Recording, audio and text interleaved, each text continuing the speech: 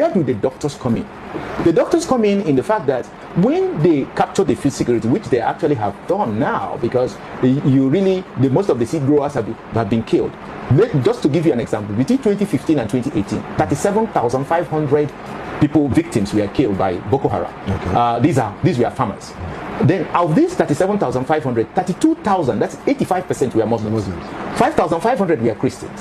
And in states like Zamfara, 60% of the victims were Hausa, 40% were Fulani. So it became clear that this has nothing to do with Islamic terrorism. It has to do with elimination of all the seed growers. Okay. Now they have eliminated the seed growers. Okay. Now they're moving into the second phase of their program. Now, when the farmers go to them, we now depend exclusively on the GMOs. Okay. So you mean we now depend on GMOs right now? Exactly. Okay. Because without the GMOs, you cannot really get seeds, unless we are getting seeds from different African countries and some places. Some places in the south, especially southwest, and some parts of southeast, we can still get our own seeds because the Boko Haram have not really infiltrated them. But they are trying to do that. So what is happening now is that they want to move into the next phase. The next phase is whereby they will have total monopoly of the seeds, and then they will tell the farmers, you want us to give you seed, okay, we can give you seed, but on the premise that you must tell your wife and daughters to go and donate their ovarian eggs. That's a conditional gift. Conditional gift. Food, that is, if you want food, you have to donate ovarian eggs, the eggs of women. And why do they have to do that? They have to do that because the Western countries need these ovarian eggs for cloning. Nigeria is the only country in the world and in the history of the world which has legalized collection of organs without consent. So your organ, which you own, which is your person, if you go to the hospital, they can collect that organ without your consent, because it states in the National Health Act of 2014 and 2015, actually signed in 2015, states that you can actually collect that organ without consent. In section 48 and 51 of the National Health Act 2014 version of it, actually states that you can collect that organ without consent. You can collect organ and you can collect the gametes, that is the eggs of women, without consent of the patient. That's very dangerous. That's very dangerous, but it was allowed into law. I personally led the doctors' delegation in the National Assembly hearing, at the Senate hearing, and pointed this out before Ike Ekweremadu, before Governor, the main proponent of the law, who was Ifeanyi Okowa, Senator Ifeanyi Okowa then. And then, of course, Senator Ngige then was also present at that public hearing. I pointed this out, that you cannot do this under any law. But they overruled the public hearing, and Senator Ekweremadu, who was the person who was conducting the public hearing, did not heed to all the calls by all the people present. And what happened? They passed the law with this defect. So all the people who are waiting to harvest organs, harvest eggs, are all in Nigeria. They are setting up their different NGOs. Can you explain why there is a multiplicity of NGOs in the Northeast, where there is a conflict going on? Yeah, okay. Doc, I'll come back to this. But what I want to ask now, why is the gate focused on Nigerian doctors? Yes.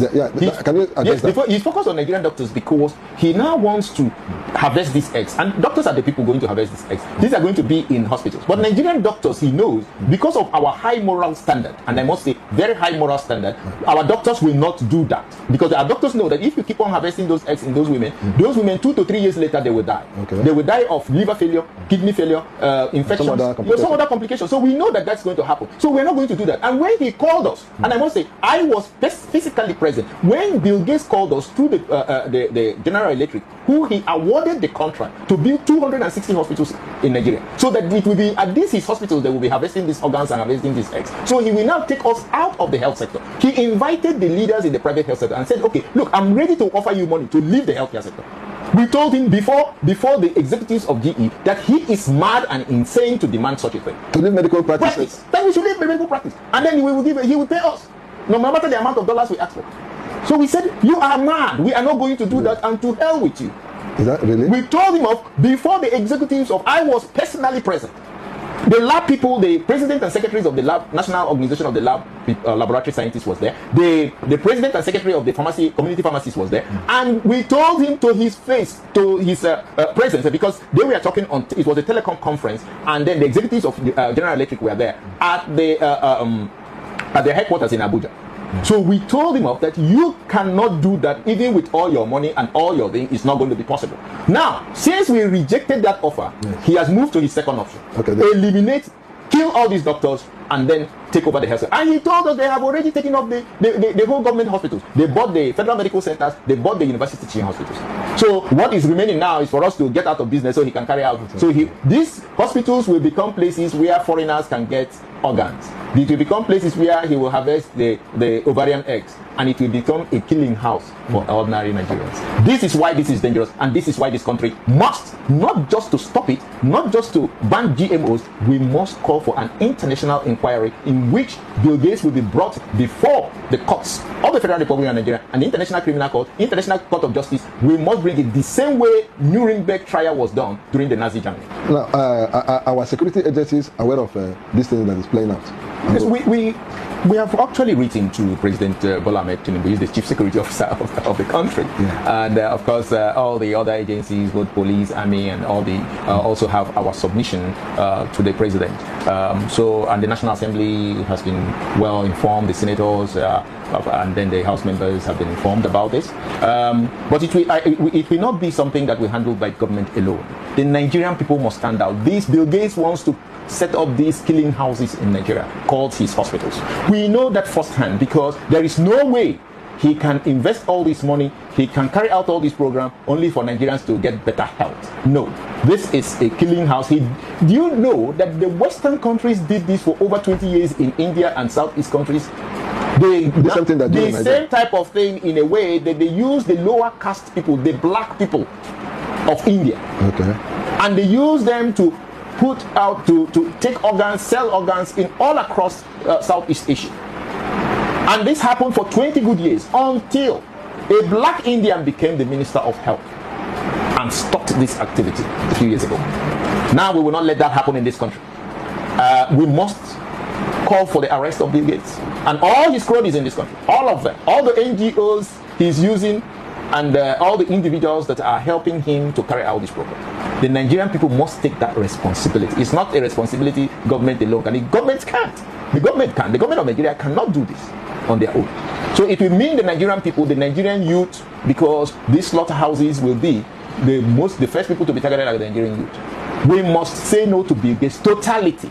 And he is the one manipulating the whole public. You know, we immediately started talking about this. All of a sudden, the children in Kaduna were kidnapped.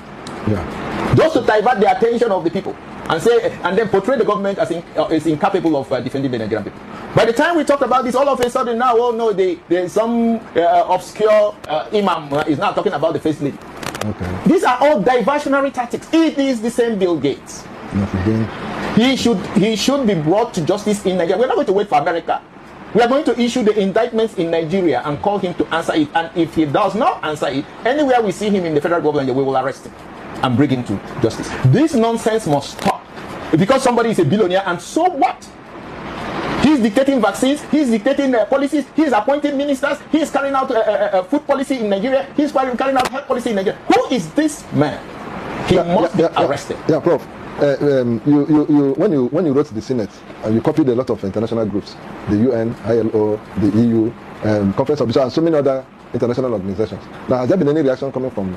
Yeah, there have been different reactions, and you could see the Bill Gates charged all his parastatals working for him, the NBMA, the National Biosafety Management Agency. They were all up in arms. The so-called organizations that were set up as proxies for Monsanto, OFAB, and all that. They were all busy abusing me at the National Assembly and writing all sorts of things. But you know, these people are just actors who have been pushed out there by Bill Gates to speak for him. But what we want, the reaction we want, is Bill Gates to answer for himself, to say yes, okay, look, this is not what I'm doing in Nigeria.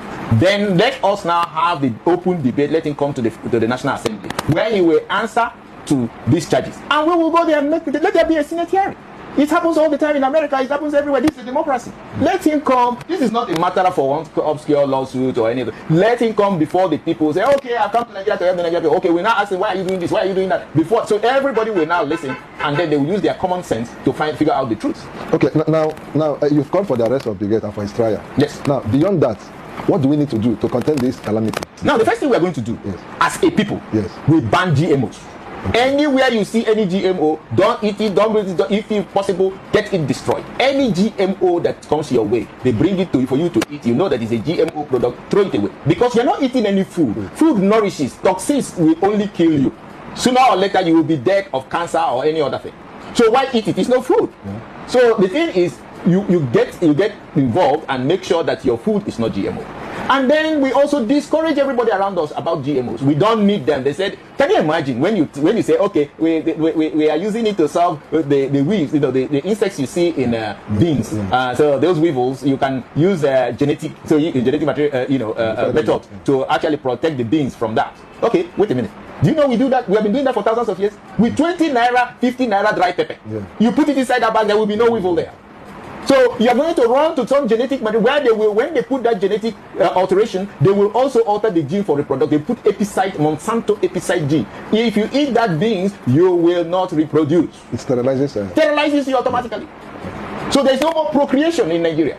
We will extinct our population. And the people are coming here to take over this land. This is the plan. And it is very discouraging that you see people who say they have attended school and they can't even make out 1 + 1. It makes no sense. How can Bill Gates come to this country, take away our whole natural food we've used for thousands of years? Where did you get the experience that your GMO will work? Yeah. Even the U.S. Department of Agriculture is telling you GMO does not increase productivity of anything. Even there in the so-called civilized, they reject it. Yes, Britain, but Prince Charles is heading the campaign to stop GMOs in Britain. Oh, they don't know what they are doing there. Oh, the whole of Europeans, the Germans, the French, the Russians, the Italians, the Hungarians went every field of the GMO and bumped it down. The Russian president, if you actually are caught distributing GMO in Russia, you will go to 25 years imprisonment or life imprisonment. And if there is contamination of 1% with GMO gene, that is somebody some 10 miles away planted something that is GMO, and the insects got in touch with your own plant. That's contamination of 1%. You cannot export into the European Union. You cannot export into most of the countries. So that means the GMO food can never earn you any foreign currency. Okay. So what sense does it make? Okay, Doc, finally, let me ask this question. Now, to what extent are Nigerian doctors aware of this development? Yeah, we are briefing people, through both individual, through platforms, through different methods, making sure that people realize the danger. A lot of Nigerian doctors are aware, and they are taking the necessary personal precautions, which I cannot reveal here, which is necessary for them. But more importantly, we want a more proactive way. So we inform other people, because if people know of this and reject all the nonsensical things from Bill Gates, not one thing Bill Gates has done in this country that is useful, no, including his involvement in the so-called prevention of this disease or that disease. Rubbish things that don't even make medical sense. So we must reject and kick him out of this country with all his organizations and parastatals that he's supporting. And until this country does that, this country will never come to life. It's not possible. All these are problems, both economic. He uses the economic. He will use the World Bank. He will use the IMF to put pressure on Nigeria. The youth of Nigeria must take on the campaign to throw this guy out with all his organizations and all those people working for him in this country. Throw them out of this country so that we can have some life. You see what the Malians have done. See what all the Nigerians have done. See what all the Burkina Faso people have done. This is the country also. Niger Republic today is the 4th fastest growing economy. We don't have to do any coup. We still follow our democratic process. We still follow our governance structure. But we now reject what is evil. We reject it because the Malians discovered that where the French were occupying, it was where most of the terrorism was taking place. Yeah. So now when they kicked the French out, the terrorism stopped. So that's what we have to do. So in this place, we kick out Bill Gates and all his multiple organizations, and this terrorism will vanish. They will not even have 3 weeks in this country because they can't sustain it. They are hired assassins. They are hired killers. So they have to be paid every month. And the billionaire, before he pays them, you have to show him evidence that you're killing people. That's what is happening. He's paying them 10,000 every month. Not their big officers. So why wouldn't they kill people? And these are people coming from Libya, from all these conflict-prone countries in Africa, where you have active mercenaries. So I think the correct thing to do is for the youth of Nigeria to carry on the campaign and create awareness both among themselves and across the country, so we can kick out Bill Gates out of this country. He is the origin and source of every amount of terrorism and evil that is going on in this country. Boko Haram are rehabilitated. Now, what they do, after the rehabilitation, they fill form, they ask questions. How many people have you killed? So if you kill 50, you have your own class. 50 and above, 20, I have never killed. So if you have never killed, maybe you stay there 1 month and go off. If you kill small number, 2 months. If you kill many, 6 months. Which type of ammunition that you use? Then that's the people that they are going to pay them a payoff of 3 million and a monthly salary of 50,000. I'm saying this, it should be a shocking. I'm revealing this. After being rehabilitated, what happens the next? If you cannot live without gun, the government will provide gun for you. As a civilian JTF, you all know that they are here in Abuja. Most of them are repentant Boko Haram. Some of them that they cannot stay in the society, they are being exported to Algeria to go and attack the miners, to go and do illegal mining, gold mining in Algeria, and be paid. If they sustain gunshot, they are going to be transported back to Maiduguri and treated in the University of Maiduguri Teaching Hospital through the government of Borno State. The repented IDPs, repented Boko Harams, and also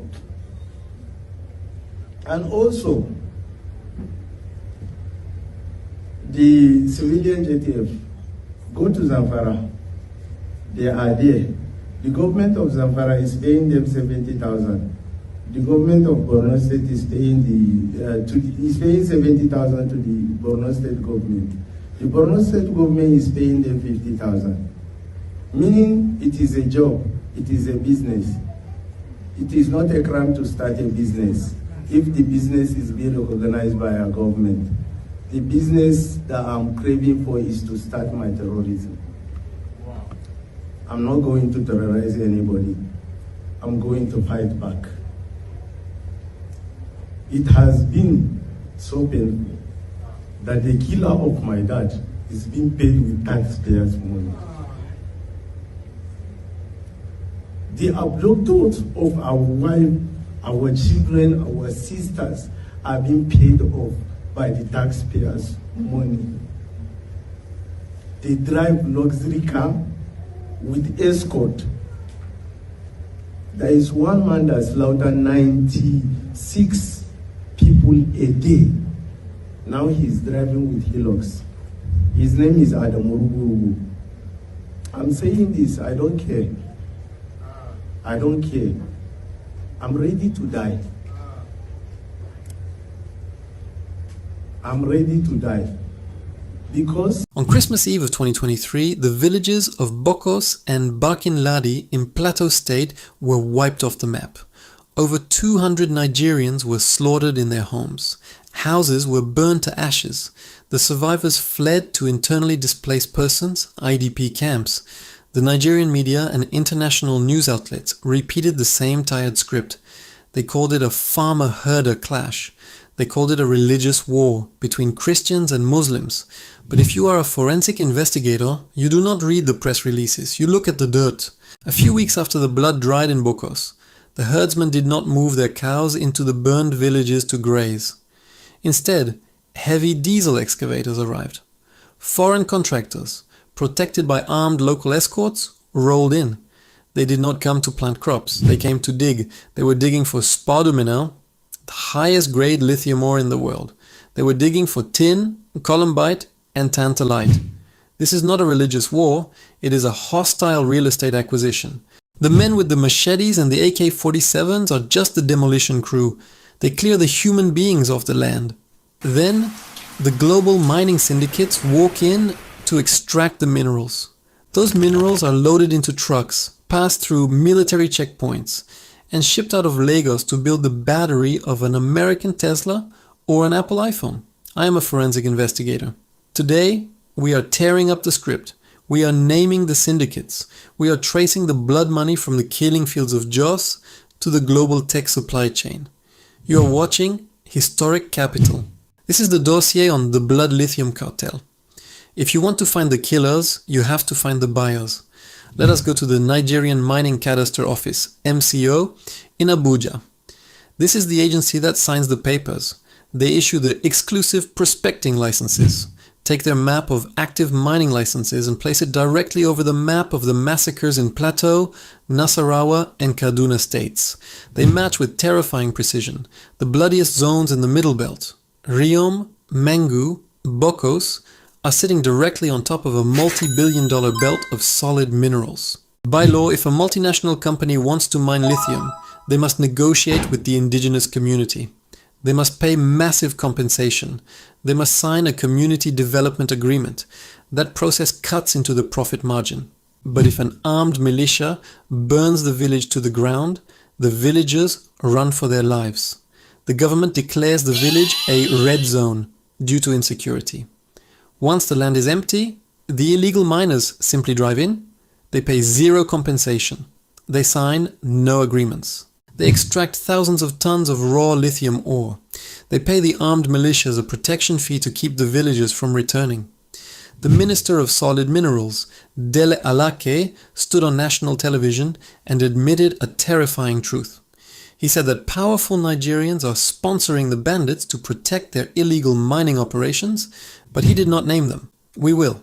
They are the local politicians, the retired military generals, and the traditional rulers who form front companies to hold the mining licenses. They secure the paper in Abuja, and they contract the dirty work to the syndicates on the ground.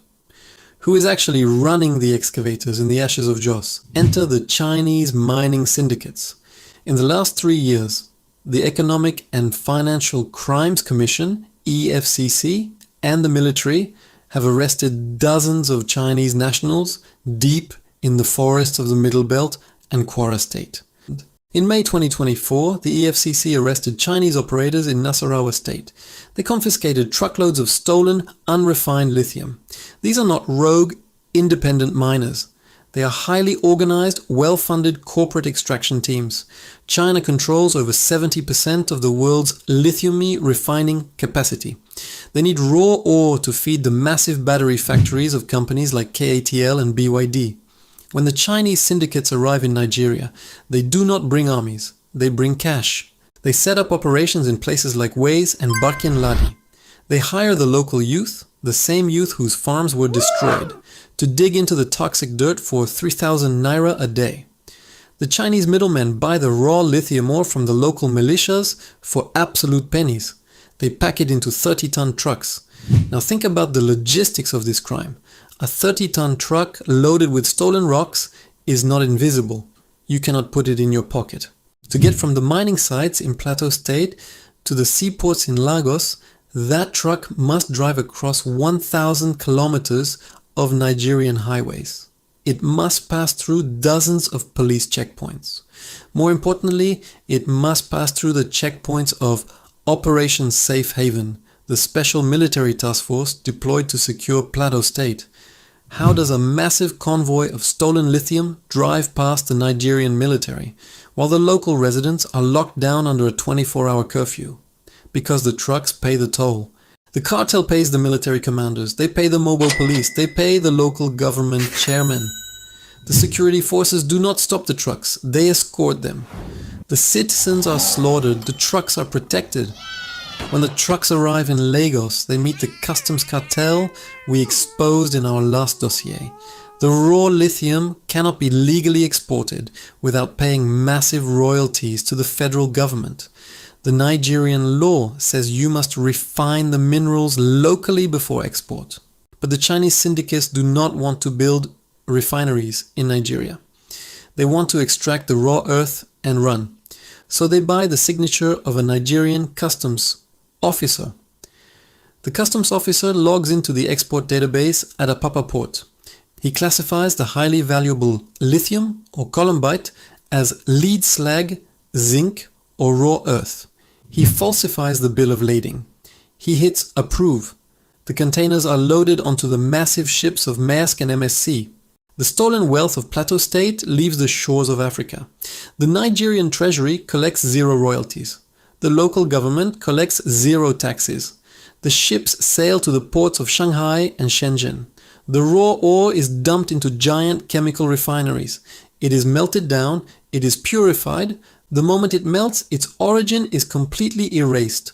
The blood is washed away in the fire. This brings us to the buyers, the trillion-dollar American technology companies. Elon Musk needs lithium to build the batteries for Tesla. Apple needs it for the iPhone. Microsoft needs it for their servers. You might ask, how can an American corporation legally buy minerals stolen from a burning village in Nigeria? Because the United States government gave them a loophole. In 2010, the US passed the Dodd-Frank Wall Street Reform and Consumer Protection Act. Section 1502 of this law was designed to stop the trade of conflict minerals. It forces publicly traded American companies to prove to the US Securities and Exchange Commission, SEC, that their supply chain does not fund armed militias. But read the legal text of the law. The Dodd-Frank Act explicitly defines conflict minerals as those originating in the Democratic Republic of the Congo, DRC, or its adjoining countries. Nigeria does not share a border with the Congo. Therefore, under United States financial law, minerals mined by armed bandits in the killing fields of Jos are perfectly legal. A tech company in Silicon Valley can buy thousands of tons of refined lithium from a Chinese middleman. They can put it into an electric vehicle. They can file their paperwork with the SEC in New York, and they can legally stamp the battery as conflict-free. Wall Street looks the other way. The green energy revolution in America is heavily subsidized by the massacres in West Africa. The American consumer buys a Tesla, thinking they are saving the planet. They do not know that the battery was charged by the destruction of an indigenous community in Plateau State. The global tech market demands cheap lithium. The Nigerian cartel supplies the blood, while the foreign syndicates take the minerals. What do the local Nigerian politicians get? They get the emergency budget. Every time there is a massacre in Jos or Kaduna, the state governor goes on television. He cries for the victims. He declares a state of emergency. And then he accesses the security vote. In Nigeria, the security vote is a monthly cash allocation given to governors to fight local crises. But it is a constitutional black hole. The security vote cannot be audited by the Auditor General. It is not subject to legislative oversight. The governor does not have to produce a single receipt. He can withdraw hundreds of millions of naira in raw cash. If Plateau State is peaceful, it is very difficult to justify a massive security vote. But if the state is burning, the governor and the security chiefs can draw billions of naira in raw, untraceable cash. The crisis is the justification for the money.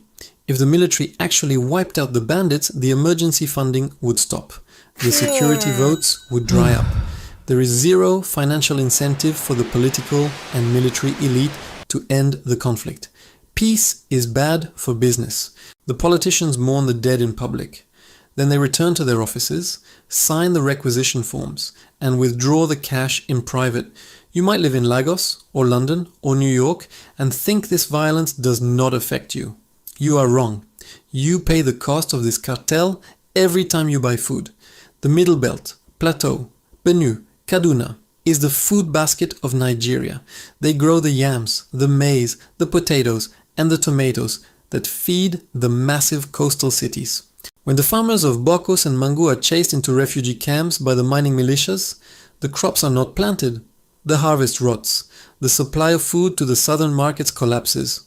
When you walk into a market in Lagos and complain that the price of a bag of rice or a basket of tomatoes has tripled, you are not just feeling the effect of a weak naira. You are feeling the direct economic impact of the lithium cartel. You are paying the inflation tax of the violence. The syndicates extract the clean energy for the West, and they leave starvation and toxic waste in the Nigerian soil. We look at the breaking news alerts and we see chaos. We are told it is a tragic failure of security. We are told it is an ancient tribal hatred over cattle. It is not a failure. It is a highly efficient, highly profitable corporate supply chain. The violence is simply the first step in the manufacturing process of a global commodity. It clears the land. The Chinese syndicates dig the ore. The Nigerian military escorts the trucks. The customs cartel stamps the export papers. The politicians pocket the security votes. And the Western tech companies buy the clean, finished product. Every player in the system profits. The only entity that loses is the citizen. The next time you read a headline about a farmer-herder clash in a resource-rich state, do not look for the cows. Look for the excavators. Look for the shipping containers. Colonialism did not end. It just updated its technology. They no longer use royal charters to seize the land. They use proxy militias and corporate loopholes. It is colonialism by contract, and it is signed in blood. This dossier exposes the true cost of the global technology boom. If this forensic breakdown changed how you view the violence in Nigeria, you must share it. Send it to someone who still believes the mainstream headlines about religious wars. We have exposed the oil cartel, the London banks, the shipping monopolies, and now the blood minerals. But there is one final piece of the extraction machine. The institution that forces nations to devalue their currency and remove their subsidies in the first place. If you want us to open the files on the IMF, the World Bank, and the currency devaluation trap, make sure you hit the subscribe button right now. Leave a comment below. Did you know about the Dodd-Frank loophole for US tech companies? Do you think the tech giants should be forced to audit their Nigerian supply chains? Let's read the records together. You are watching Historic Capital. The truth is in the transactions. Follow the money.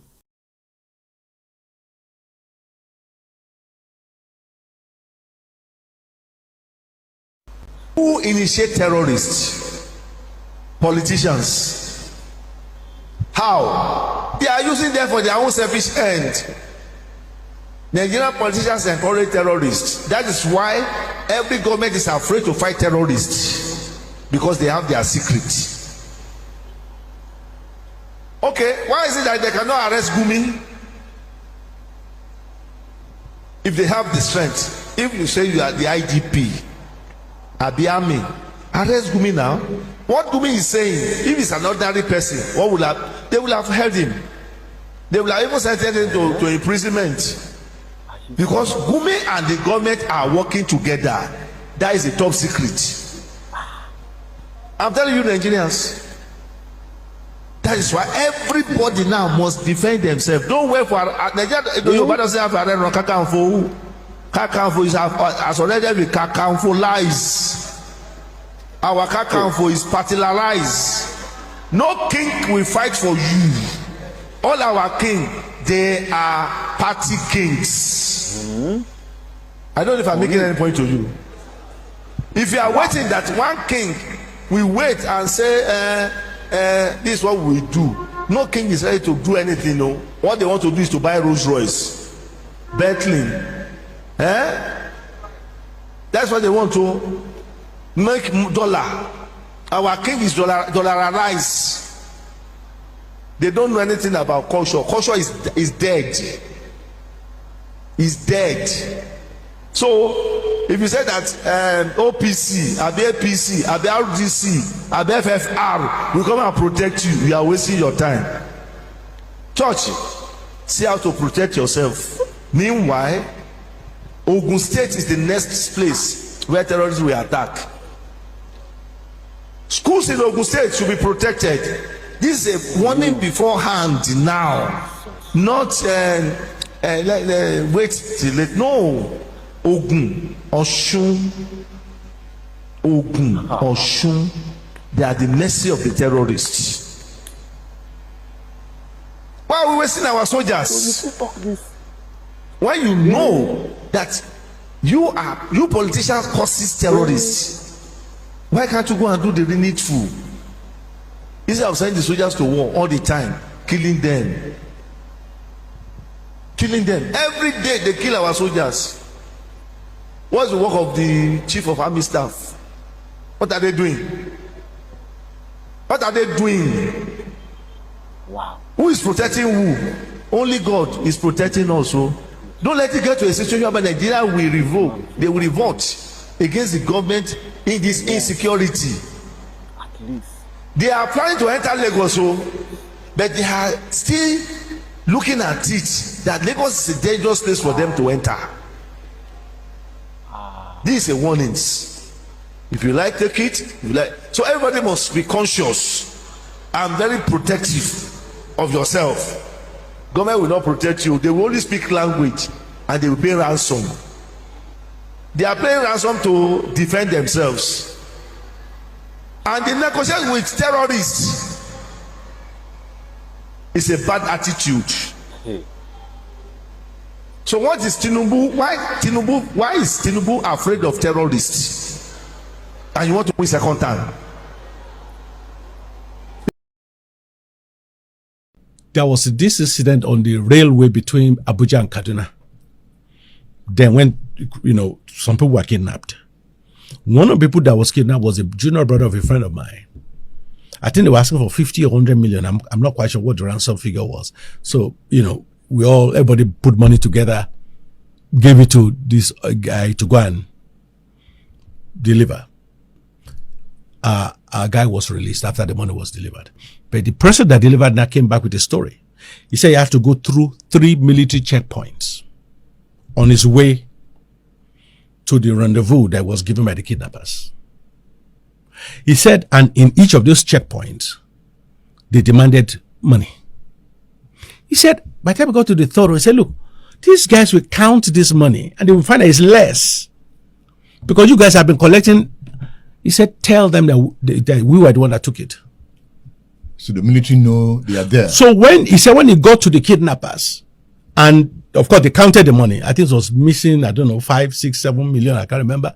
He told them, it's the checkpoints people that collected it.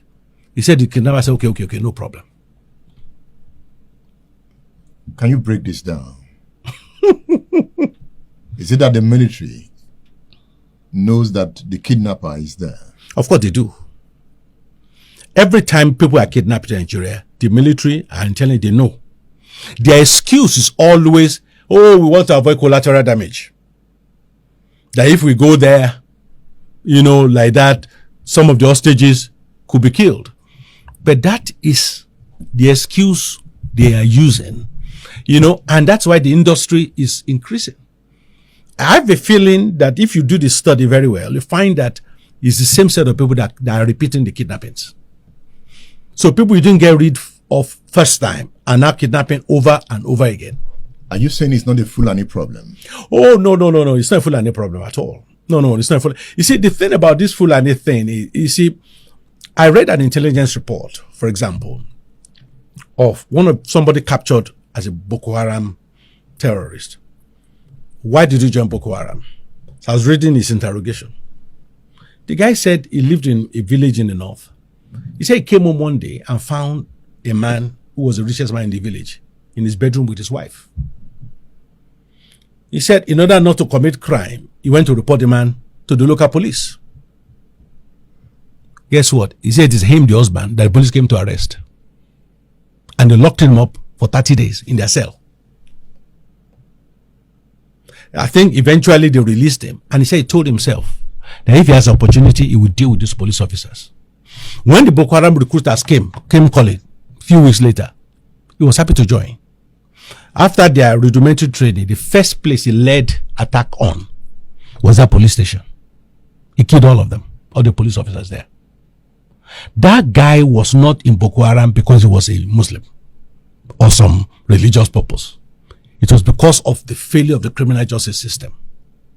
So that is why, it's lazy analysis to think, Boko Haram, they are all Islamic terrorists. No, there's that element. I agree. But there are all kinds of reasons. It's not even Fulani problem alone. During Buhari, we got up to the point where we had 86. That's according to the Inspector General of Police. We had 86 armed non-state groups in Nigeria. IGP Alkali said so. So it's a public record. 86 armed non-state groups. So which means there are now almost 86 mercenary groups in Nigeria. And the report is that the most effective, I'm using effective in a perverse way now, the most effective groups were the Fulani ones. Because they would take their whatever they hire on, whatever they are, and they can kill anybody. So if you are in Benin or a village outside Benin and you want and you are fighting with the village next door, and you are looking for who will do your dirty work for you, you pay them. And they tell you that these Fulani groups are the most effective. You pay them, they come to the next village and kill everybody. People, witnesses will say they are Fulanis that came to attack us. But they are not attacking you because they are Fulani. In that sense, they are attacking you because they were paid to do so. So how would you explain what is going on in the Middle Belt? They attack, they occupy. How would you explain that? The Middle Belt is made up of all kinds of, it's not one reason why we're having problems. You know, some of the reasons what I've just explained in terms of traditional long-term grievances between different groups. You know, some are clearly religious, but more importantly, many are political in nature. Boko Haram are being rehabilitated. Now, what they do, after the rehabilitation, they fill form, they ask questions. How many people have you killed? So if you kill 50, you have your own class. 50 and above, 20, I have never killed. So if you have never killed, maybe you stay there 1 month and go off. If you kill small number, 2 months. If you kill many, 6 months. Which type of ammunition that you use? Then that's the people that they are going to pay them a payoff of 3 million and a monthly salary of 50,000. I'm saying this, it should be a shocking. I'm revealing this. After being rehabilitated, what happens the next? If you cannot live without gun, the government will provide gun for you. As a civilian JTF, you all know that they are here in Abuja. Most of them are repentant Boko Haram. Some of them that they cannot stay in the society, they are being exported to Algeria to go and attack the miners, to go and do illegal mining, gold mining in Algeria, and be paid. If they sustain gunshot, they are going to be transported back to Maiduguri and treated in the University of Maiduguri Teaching Hospital through the government of Borno State. They repented IDPs, repented Boko Harams, and also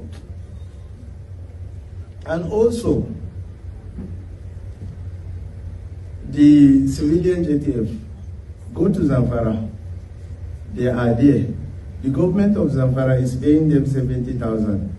The government of Borno State is paying paying 70,000 to the Borno State government. The Borno State government is paying them 50,000. Meaning it is a job, it is a business. It is not a crime to start a business if the business is being recognized by our government. The business that I'm craving for is to start my terrorism. I'm not going to terrorize anybody. I'm going to fight back. It has been so painful that the killer of my dad is being paid with taxpayers' money. The abductors of our wife, our children, our sisters are being paid off by the taxpayers' money. They drive luxury car with escort. There is one man that slaughtered 96 people a day. Now he's driving with Hilux. His name is Adam Urugu. I'm saying this, I don't care. I don't care. I'm ready to die. I'm ready to die. Because